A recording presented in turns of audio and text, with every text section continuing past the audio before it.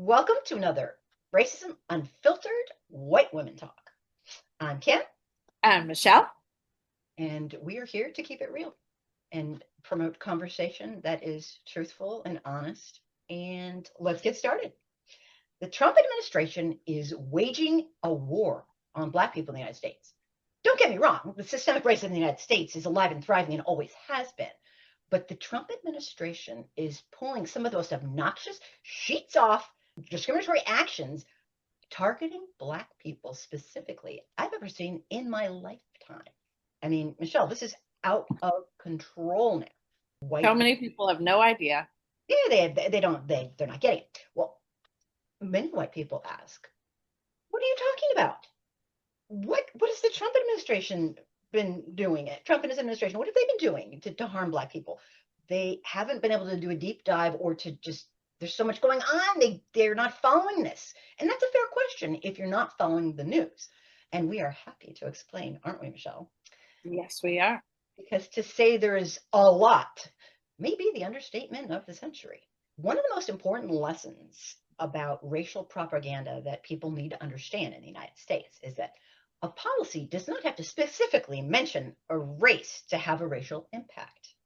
It never has. No, and that's what a lot of white folks are waiting for, going, well, they never said that it's just to do this to Black people only. Well, hello, they're not going to say it.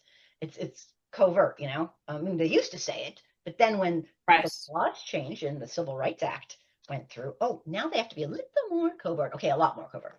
So policy does not have to mention race to have a racial impact. We're talking impact. If leaders remove protections, opportunities, representation, accountability in ways that are disproportionately impacting communities that are Black, then that community will bear the burden, whether their name is mentioned or not.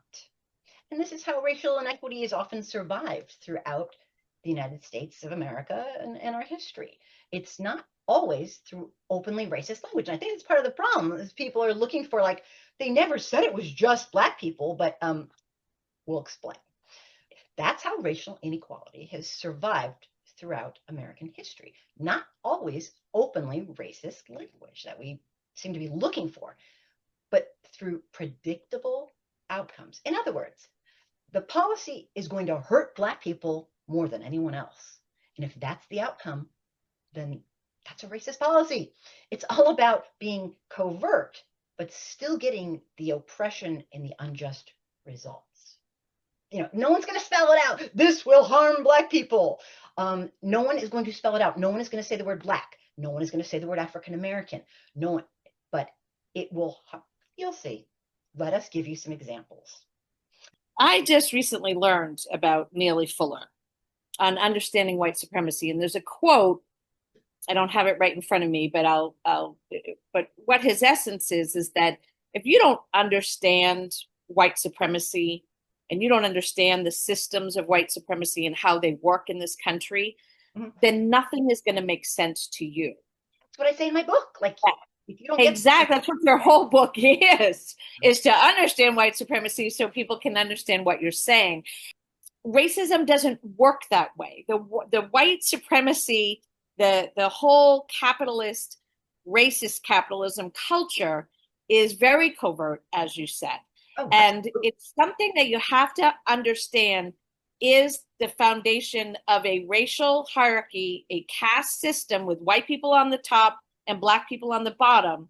And to understand that whatever policies that white supremacists, our government puts in place, because it is white nationalist, it is always going to hurt Black people the most because they are so impacted being at the bottom of the racial caste right, system. right, right. Exactly. That's what's so hard is a lot of people don't believe that because they see anecdotally successful Black people One that famous Black Black people person is have. good. Right, right, right. Of course. Right.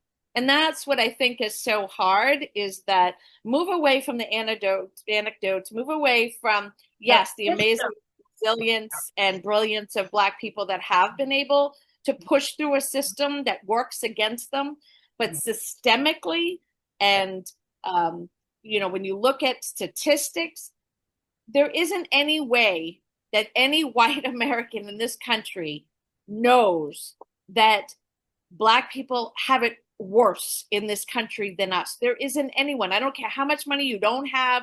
If you're living on the street, you know Michelle, it's that. just like Jane Elliott when she said to her white audience, how would you like to Yeah, be, what do you know about racism? Oh, we know nothing. Well, how would you like to be treated the way we treat Black people in America today? And not a single person raised their hand. So she says, well, that's right. maybe you kind of do know a little more than you think. Yeah.